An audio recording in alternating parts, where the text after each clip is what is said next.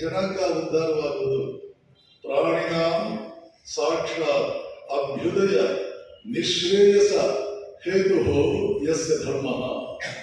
ಶಂಕರಾಚಾರ್ಯರು ಅದ್ಭುತವಾದ ಸುಂದರ ಸಂಸ್ಕೃತ ಭಾಷೆಯಲ್ಲಿ ಆ ವೇದಗಳ ಸಾರವನ್ನು ಜಗತ್ತಿಗೆ ತಿಳಿಸುವುದಕ್ಕೆ ಭಗವಾನ್ ನಾರಾಯಣನು ವಾಸುದೇವನಾಗಿ ಬಂದು ಈ ಭಗವದ್ಗೀತೆಯನ್ನು ರಚನೆ ಮಾಡಿದ ಪೀಠಿಕೆಯಲ್ಲಿ ಬರೀತಾರೆ.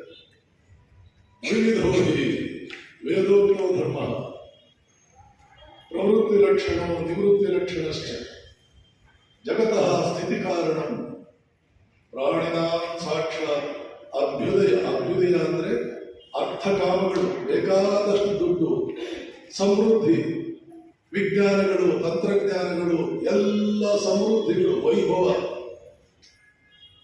ಆ ವೇದಗಳನ್ನು ಅರಿದು ಕುಡಿದಿದ್ದಂತಹ ವಿದ್ಯಾರಣ್ಯರು ಅಂಥದ್ದೊಂದು ಮಾಡಬೇಕು